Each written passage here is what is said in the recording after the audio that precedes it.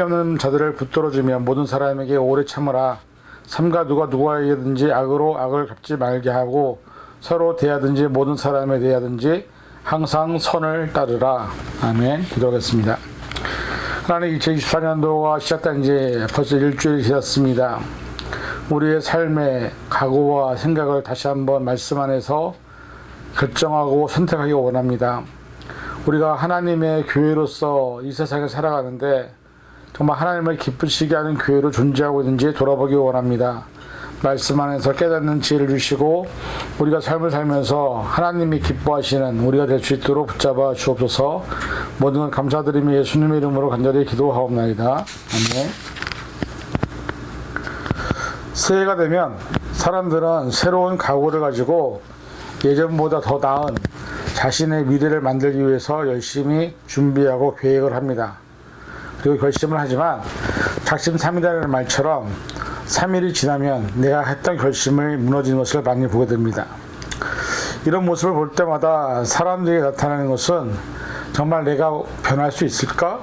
아니면 내가 정말로 달라질 수 있을까라는 의구심이 들 때가 있습니다. 여러분들이 2023년도까지 살아오시면서 나름대로 많은 기도의 제목들도 있었을 것이고 또 그 안에서 많은 여러 가지 상황과 환경을 이겨낸 그런 것도 있었을 것입니다.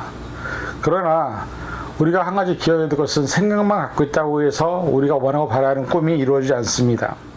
그것을 위한 우리의 노력과 눈물과 땀과 내 자신과의 싸움을 이겨내야만 내가 원하고 바라는 것을 이룰 수 있는 것은 분명합니다.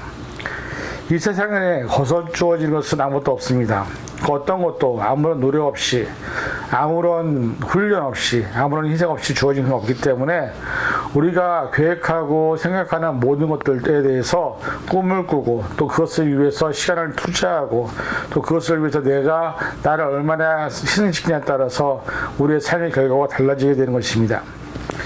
창세기에 보면 하나님은 천지를 만드시고 여러 가지 많은 날들 가운데서 공통적으로 나오는 말이 뭐냐면 보시기에 좋았더라라는 말이 있습니다. 그런데 인간을 만드시고 난 후에는 한 단어가 먼저 들어갑니다. 심히 보시기에 좋았더라. 사실은 하나님은 인간을 만드신 후에 너무 행복해 하셨습니다. 그런데 그런 사랑을 받은 인간이 하나님을 거역하게 됐고 명령에 순종하지 않아 결국은 에덴 동산에서 쫓겨나는 모습을 보게 됩니다. 그리고 모든 사람은 그때부터 사탄의 세력에 굴복하는 사탄의 세력을 쫓아가는 삶으로 바뀌었습니다.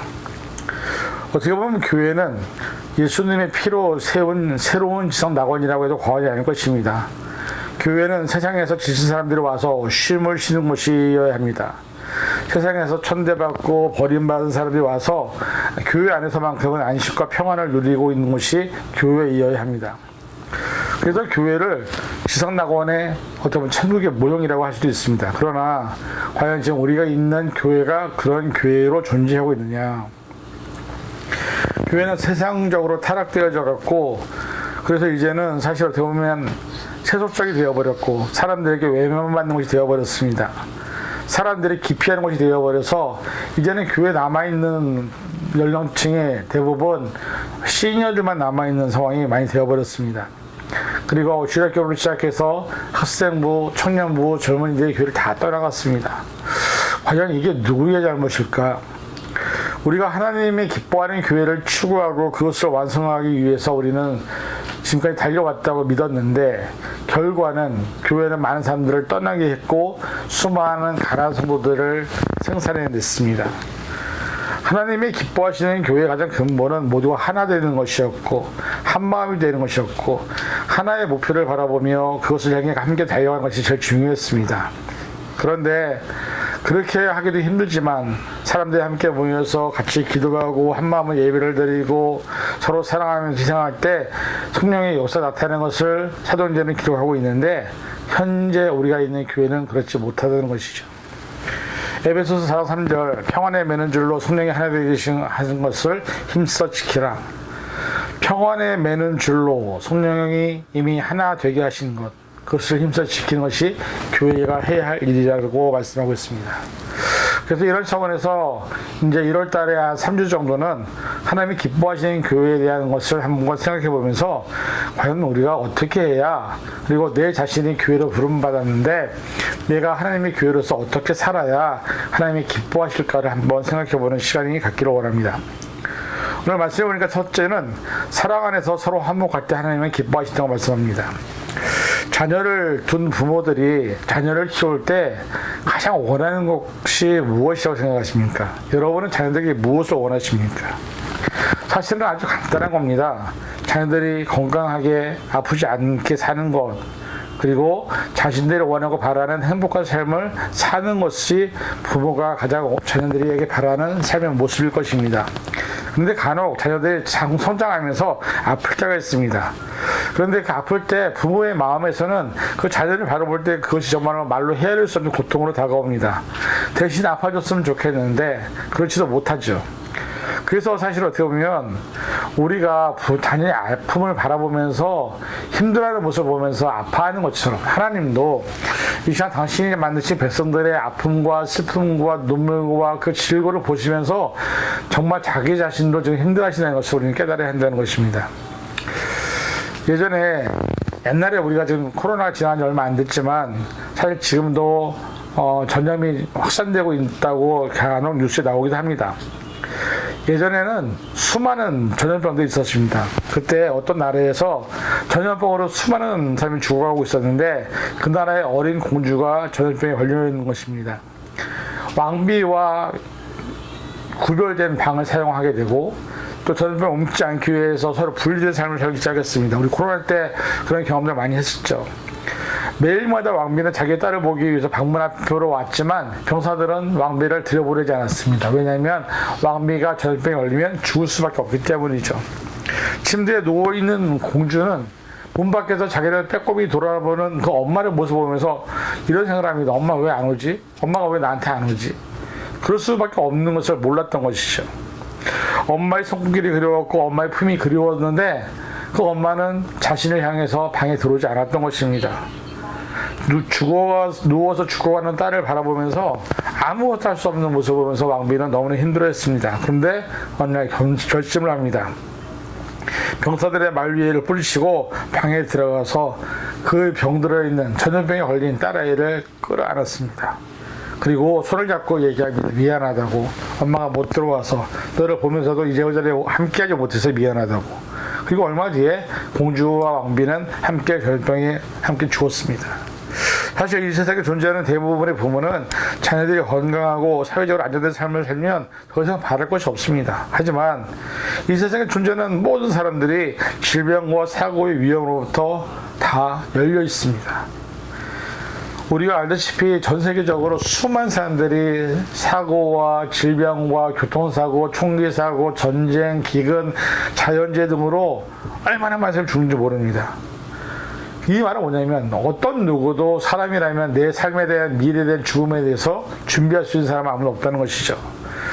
그런 상황 속에서 자녀와 부모가 떨어져 있는 상황이라면 더없이 자녀들의 안전과 안정을 위해서 부모는 매일마다 기도를 할 것입니다.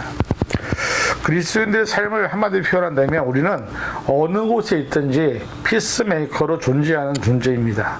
평안을 나타내고 평안의 줄을 매는 역할을 하는 것이죠. 그것이 교회든 가정이든 학교든 직장이든 크리스천의 삶은 다른 사람과 다른 사람을 화목하게 하는 평화의 도구로 사용되어지고 그 사람들과 하나님을 잇는 평화의 도구로 사용되어지는 것입니다.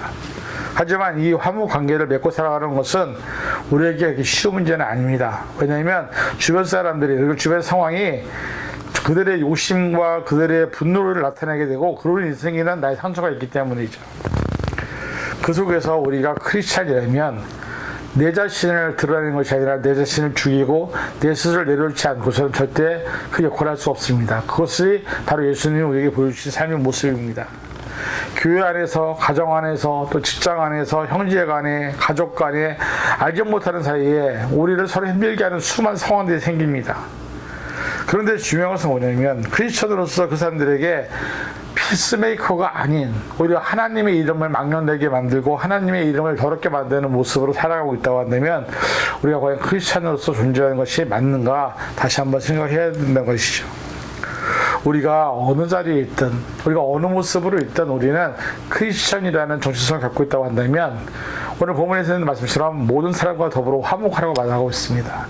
이 사명을 잘 감당해서 저와 여러분들이 하나님을 기쁘시게 하는 교회로서 존재할 수 있기를 간절히 축원을 드립니다.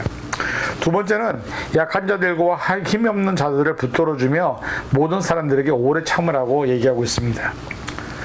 사람은 똑같은 사람이 없습니다. 어떤 사람은 똑같은 상황과 똑같은 상황에서도 불구하고 그 상황을 이겨내는 사람이 있는가 하면 어떤 사람은 그 상황 속에서 자신을 스스로 포기하는 사람도 있습니다. 세상에 수많은 교화들이 있지만 모든 교화가 삶에 실패하지 않습니다. 모든 사람들이 어떻게 보면 살다 보고 장애를 갖기도 하고 태어나는데도 장애를 갖는 사람도 있지만 장애자라고 해서 실패한 인생만 사는 것이 아닙니다. 장애자 중에서도 그것을 극복하고 뛰어넘는 그래서 나름대로 성공한 인생을 사는 장애자들도 많이 있습니다. 한국에서 군대를 가면 보통 군대 가기 전에 체력 검사를 합니다. 군대를 갔다는 것은 모두가 그 체력 검사를 통과했다는 의미죠. 하지만 정작 훈련이 진행이 되면 낙오하는 사람도 생기고 거기서 뒤처지는 사람도 생기고 또 어떤 사람은 투출나서 어떤 데 뽑히는 착출되는 사람도 생깁니다. 이처럼 사실은 모든 사람들이 다 똑같을 수는 없다는 것이죠. 자, 교회는 어떻습니까?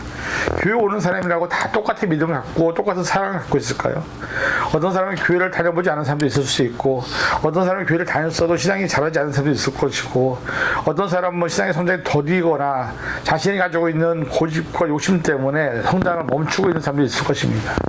서로 다른 환경, 상황, 믿음의 정도가 다른데 그곳 사람들이 모두 모인 곳이 바로 교회입니다.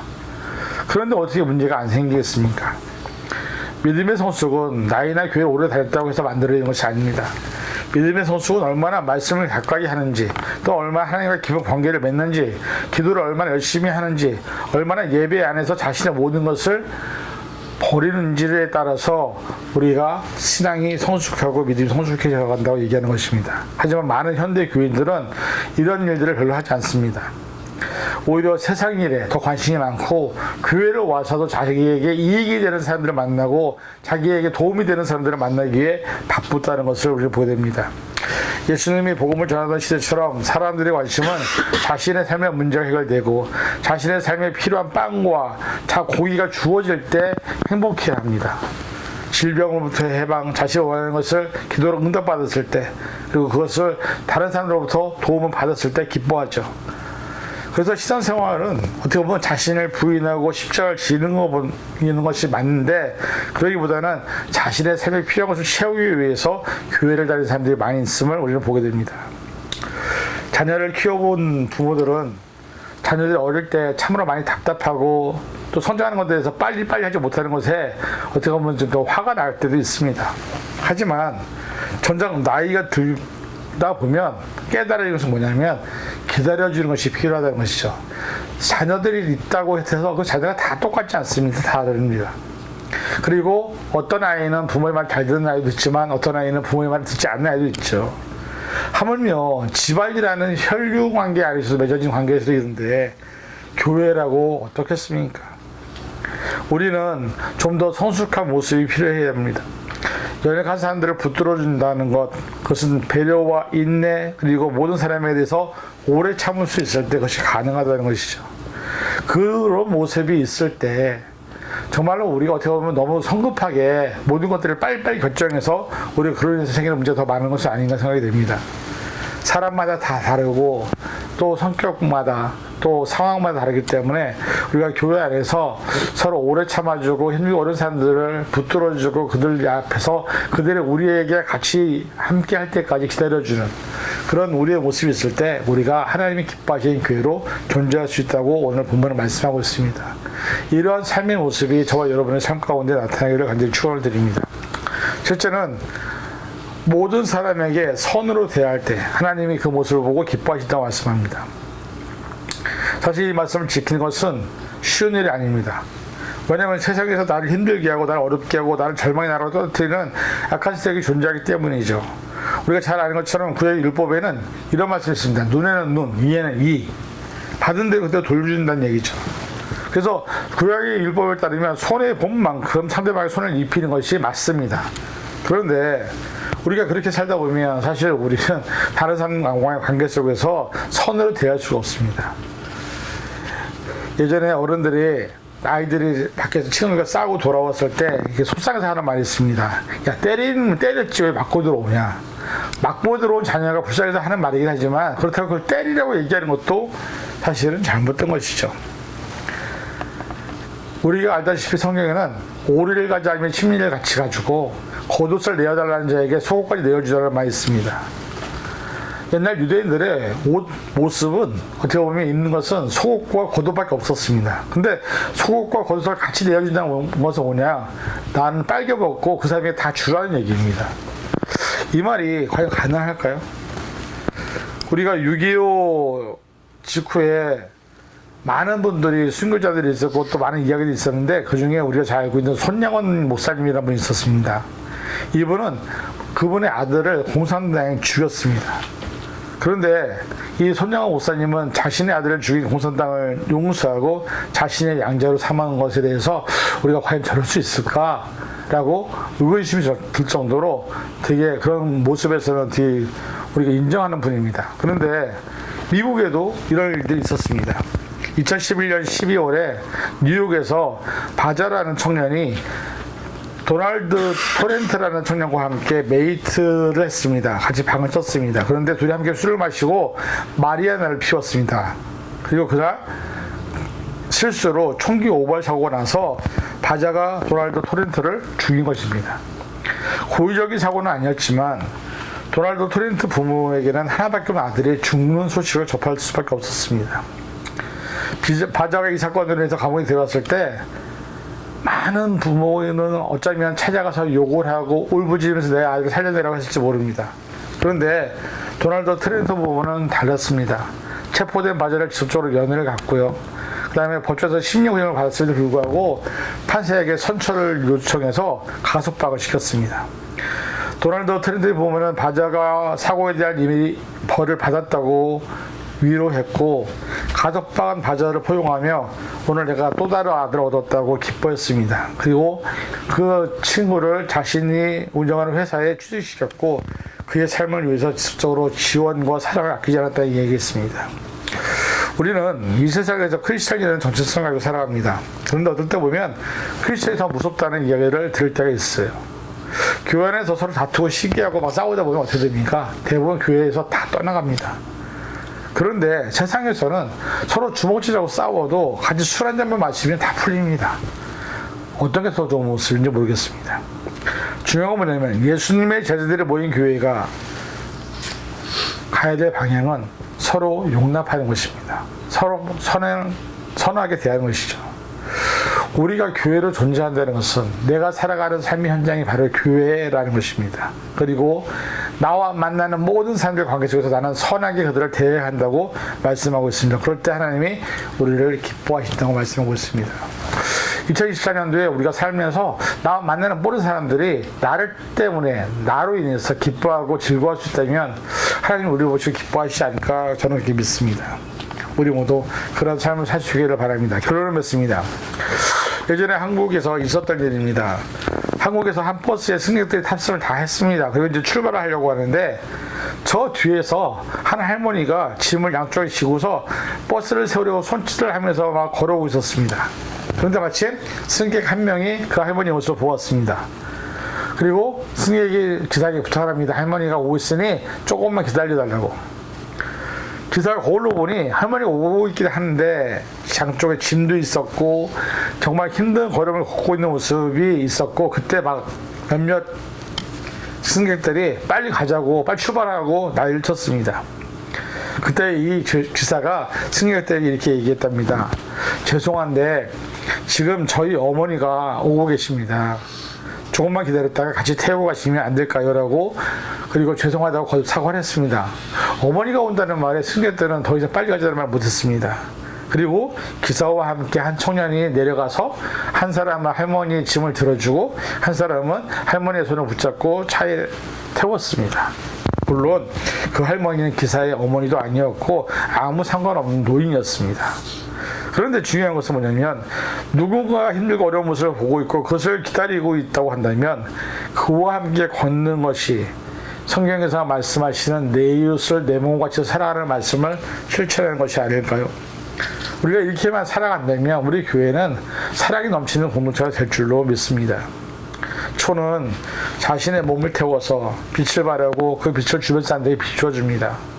내가 죽어질 때, 내가 녹아질 때 빛을 발하게 되는 것이 크리스천의 삶의 방식이고 교회가 존재하는 이유라고 성경은 말씀하고 있습니다. 2024년도 우리가 모인 공동체나 혹은 교회로 부름받는 우리 각 개인이 내게 주어진 삶에서 그런 삶을 살아간다면 우리가 하나님의 삶을 나타낼 것이고 그래서 빛과 소금의 역할을 감당하는 교회가 될 것입니다. 이러한 교회들이 되어주셔서 하나님이 우리를 보고 기뻐하실 수 있는 2024년도가 될 수 있기를 주님의 이름으로 간절히 축원을 드립니다. 기도하겠습니다. 사랑해 주님 감사합니다. 우리가 2024년도를 맞이하면서 하나님이 기뻐하시는 교회는 과연 어떤 교회인가 함께 생각해 보았습니다. 서로 선으로 대하는 관계, 오래 참고 용납하는 관계, 그리고 정말로 사랑으로 서로를 위해서 기도해주며 함께하는 것, 어떻게 보면 우리가 정말 감당해야 될 삶의 모습이라고 믿습니다. 우리 모두 교회로서 부름받았사오니 우리가 하나님의 교회로서 이 세상에서 빛과 소금의 사명을 잘 감당할 수 있도록 붙잡아 주시옵소서. 모든 것 감사드리며 예수님의 이름으로 간절히 기도하옵나이다. 아멘.